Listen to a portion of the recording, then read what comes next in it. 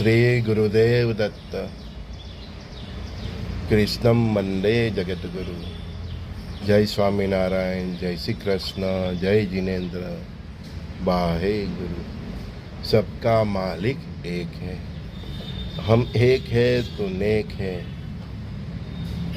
सबका मालिक एक है, एक रहो नेक रहो, सबके दिलों में रहो।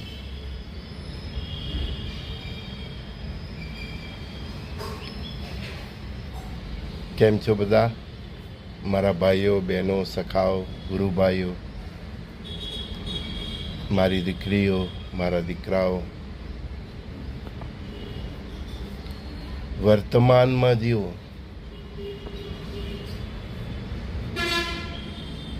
ભૂતકાળ આપણા જીવનનો એક ભાગ હતો, એ વીતી ગયો। વર્તમાનમાં જીવો અને વર્તમાનમાં એવી રીતે જીવો કે જેથી તમારું ભવિષ્ય સુરક્ષિત થાય, સરળ થાય। કેવળ ભવિષ્યની ફિકર કરીને નથી જીવવાનું, વર્તમાનની ક્ષણે ક્ષણે પૂરો આનંદ લેવાનો। આજનું ભજન આજે જ કરવાનું છે, આજનું ભોજન પણ આજે જ કરવાનું। આજનું ભજન પણ આજે કરવાનું છે અને આજનું ભોજન પણ આજે કરવાનું છે। કાલ કોણે જોઈ, પણ આજનું ભજન હશે ને આજનું ભોજન હશે તો તમે કાલ તમારી કેવી જશે? સારી જશે। એટલે વર્તમાનમાં એવી રીતના જીવો કે તમારું ભવિષ્ય દૂર થાય। ભૂતકાળને ભૂલી જાઓ। એ જે તમારા સોફ્ટવેરમાં હતું તે આવ્યું અને પતી ગયું। આજે જે સોફ્ટવેરમાં છે એના પ્રમાણે જીવો, પણ આજમાં કેવી રીતના જીવો? આજે જ ભજન કરી લો અને આજે જ ભોજન કરી લો। હું ઉપવાસ કરવાની ને વ્રત રાખવાની કોઈને સલાહ આપતો નથી કે આ શરીરમાં ભોજન તો જોઈએ। હા, ગુરુદેવ કહેતા કે ભોજન એટલું કરવું કે ભજન થાય।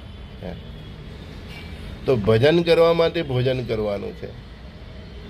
જ્યારે આપણે ક્યાં અટવાયા છે બધા સ્વાદોમાં?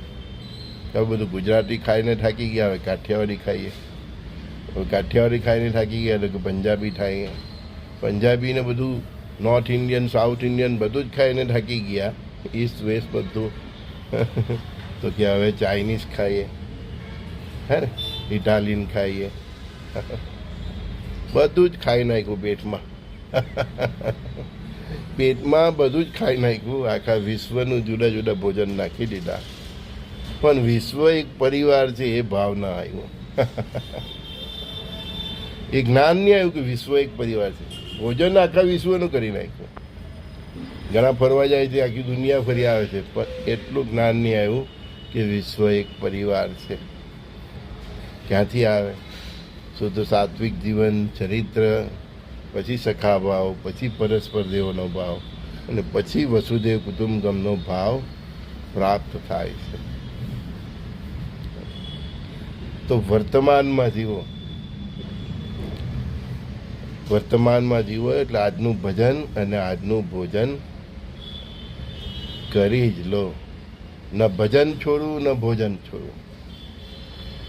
મુસાફરી કરી, ઘણા હમણાં મને પ્રશ્નો કરે છે, કોઈ કે મારે શેરડી જવું છે, શનિદેવ જવું છે। જાઓ ત્યારે, કારણ કે શેરડીમાં પણ મહારાજ ગુરુદેવ બેઠેલા છે, સાંઈ બાબા, શનિદેવ। જાઓ ત્યારે, પણ સંભાળીને જાઓ। સમય બહુ કઠિન છે, મુસાફરી માટે યોગ્ય નથી। 80ની સ્પીડે ગાડી ચલાવતા હોય તો 60ની સ્પીડે જાઓ।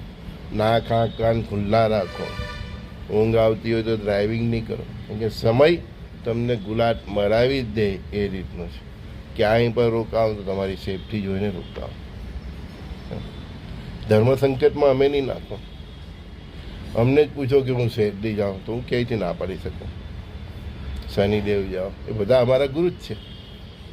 તો તમારે જવું જ છે તો ધ્યાન રાખીને જાઓ, કાળજી રાખીને જાઓ। પછી એ શનિદેવ કે સાંઈ બાબાને બદનામ નહીં કરતા। હા, ઘણા છે ને જાય, પગપાળા જાય, પછી કોઈ રસ્તામાં ટક્કર મારી દે, શેરડી જાય ને પગપાળા, ઘણા એટલા જાય ધામોમાં જાય ને રસ્તામાં કોઈ પાડી દે. સાંઈબાબાનું કહ્યું, સાંઈબાબાએ તમને કહ્યું છે કે તું પગપાળા આવ મારી પાસે દર્શન કરવા. કોઈ દેવ એવું કહેતા જ નથી કે તું મારી પાસે પગપાળા આવ. મનુષ્ય જંગલમાં રહેતો હતો, આદિ માનવ હતો, પથ્થરોને ટકરાવીને અગ્નિ પ્રગટાવતો હતો. શું ખાવું ને શું ન ખાવું એનું એને કોઈ જ્ઞાન નહીં હતું. પરમપિતા પરમાત્માએ બધું આપ્યું. આજે વાહનોનું સુખ છે, ખાવાની સગવડ, બધું જ આપ્યું. અગ્નિની જગ્યાએ ગેસથી લાઇટર પ્રગટાવવાથી તમારો અગ્નિ શું નહીં આપ્યું પરમાત્માએ. તો હવે પગપાળા જવું છે.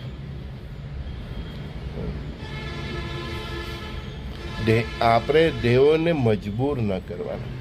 ભક્તિ એકદમ સરળતાથી કરો. દેવોને મજબૂર ન કરો, એવી ભક્તિ ન કરો કે દેવોને મજબૂર કરે. તો જોવું છે ને તમે, દાનવ એવું તપ કરે, એમ કોઈ એક પગે કરે ને રાવણ જેવા તો પોતાના માથા પણ કાપી નાખી દીધું. એવી ભક્તિ ના કરવી જોઈએ. ભલે એને જે મળી ગયું તે મળી ગયું. દેવોને કષ્ટ પડે, દેવોને મજબૂર થવું પડે તમને કંઈ ને કંઈ આશીર્વાદ આપવા માટે, એવી ભક્તિ ના કરવી જોઈએ. અને એ આશીર્વાદ પછી તમારા માટે અભિશાપ બની જાય છે. મેં ક્યારેય મારા ભગવાનને મજબૂર કરવાનો પ્રયત્ન થયો.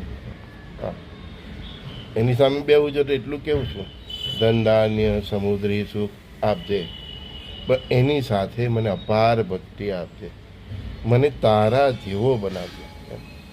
તું મને અપાર ભક્તિ નહીં આપશે, સંતત્વ નહીં આપશે, અપાર ભક્તિ નહીં આપશે, તો પછી મારે ધન ધાન્ય સમુદ્રની જરૂર જ નથી. કે મને ખબર છે આવશે તો મને બગાડશે. એમ એવું પરમાત્મા પાસે માંગો, ધન ધાન્ય સમુદ્રી આરોગ્ય આયુષ્ય માંગો, પણ શું માંગો? અપાર ભક્તિ આપો, સંતત્વ માંગો, વિશ્વ કલ્યાણ કરવાનું સામર્થ્ય માંગો, એવું ચરિત્ર માંગો, એવો સ્વભાવ માંગો ને એવી પ્રકૃતિ માંગો. ભગવાનને ક્યારે મજબૂર ન કરો, જીદ ન કરો.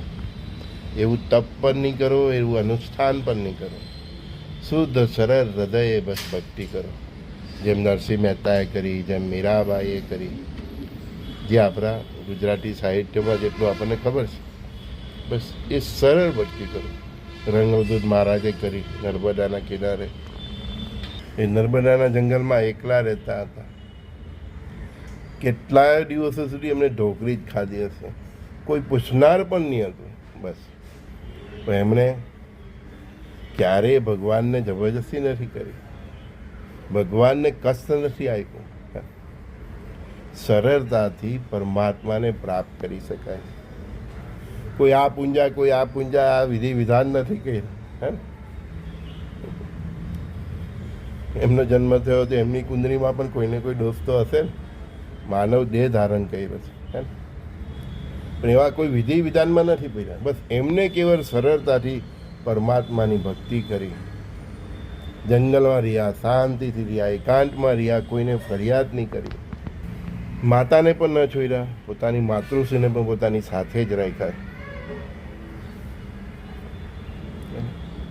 બધાને લઈને ચાલ્યા અને સર્વને લઈને ચાલ્યા અને સર્વસ્વને પ્રાપ્ત કર્યું. અને આપણે બધાને બધું જ્ઞાન આપી ગયા. એમના ખુદના લખેલા કેટલાય ગ્રંથો છે, વાંચો. એમનું ભક્તિ કેટલી છે તે અંદર તમને ખ્યાલ આવશે. એ વાંચીને એના ભજન નથી કરવા બેસી જવાનું. આપણે શું કરીએ, ગુરુઓના ભજન પછી ગાવા માંડીએ છીએ. નહીં, એ એમનું ભક્તિ, એમની ભક્તિની ઉડાનને સમજો, એમની સરળતાને સમજો, ને સિદ્ધિ એમને કેમ મળી છે એ સમજો. આપણે એમના જેવા બનવાનો પ્રયત્ન કરવાનો છે. એને ગાયેલા ભજનો નથી ગાવા માંડવાના. એ સાંભળો, એકવાર સાંભળો, 2 વાર સાંભળો, બરાબર? એમાંથી સાર ગ્રહણ કરો કે એમણે એમાં શું ગાયું છે, એ પ્રાપ્ત કરવાનો પ્રયત્ન કરો. દત્ત ભાવની કરો છો, રોજ ભાવથી કરો છો, ઓકે. પણ નાના નાના કષ્ટ આવે ત્યારે દત્ત ભાવની આવીને નહીં જોઈએ. એમ કોઈ અપાર કષ્ટ હોય, અસત્ય હોય, ત્યારે દત્ત ભાવનીનો ઉપયોગ કરવો જોઈએ. ગુરુ મહારાજ પણ કહેતા હતા, તમે નિત્ય કરો છો, ભક્તિથી ભક્તિભાવથી કરો છો, બરાબર, પણ એટલી જ કરો કે ભગવાન પાકી નહીં જાય. ઘણા ઘણા તો એટલી બધી કરે. 52 વાર કરવાનું કીધું છે, 52 વાર કરો, દર ગુરુવારે કરો, વાંધો નહીં, પણ એક અનુષ્ઠાન જેટલું કરો. સંકલ્પ કરો, આટલા ગુરુવાર મારે કરવું છે. ભગવાનનું લોહી ન પીવું, ભગવાનને પણ શાંતિથી જપવા દેવા, એને શાંતિ આપવી, ભગવાનને પણ પ્રેમ આપવો. બધા જ એના ટાટિયા પકડે, કોઈ એનું ગળું પકડે છે, હે ને? આપણે એવી રીતે ભક્તિ કરો કે ભગવાનને આપણા તરફથી શાંતિ લાગે. આપણો પ્રેમ આપો ભગવાનને, એ ભક્ત છે. સુદામા મુઠ્ઠી પર પાંદડું લઈને પણ જતા હતા. ભગવાન કૃષ્ણ નાના હતા ત્યારે એની સાથે જે બાળકો હતા તે બધા ભગવાન પ્રત્યે પ્રેમ જ વ્યક્ત કરતા, જેની પાસે જે હતું તે લઈને આવતા હતા ને એ બધું મિક્સ કરીને પછી બધા ખાતા હતા.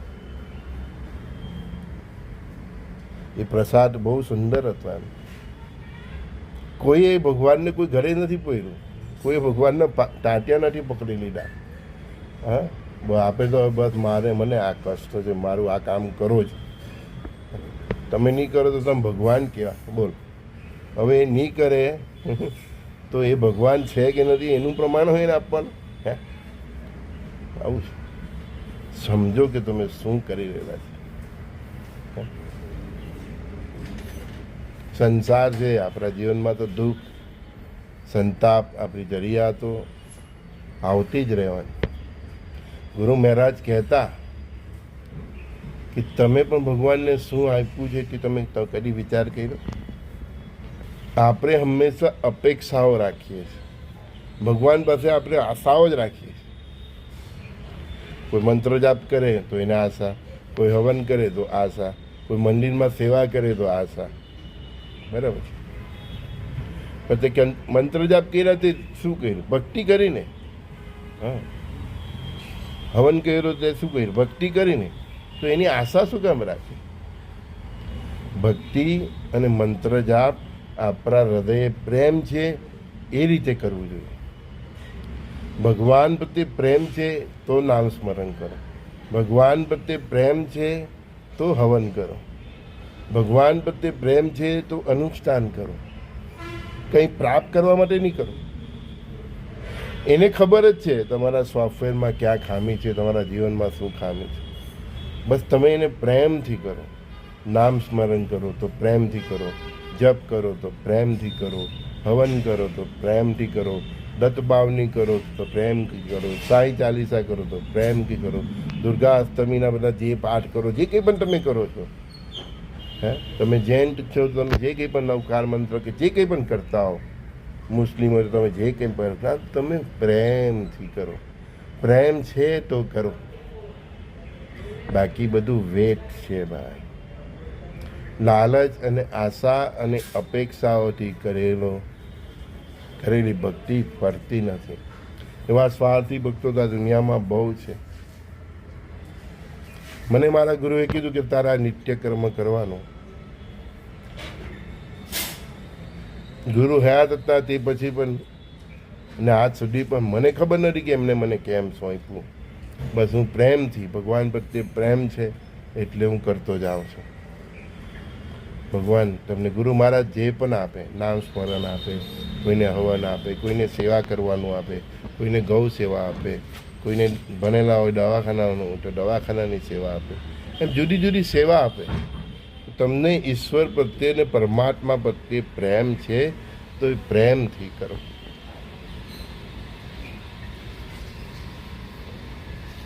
અપેક્ષા રાખીઓને કરેલું કર્મ વ્યર્થ જાય છે એમ નહીં કહું, પણ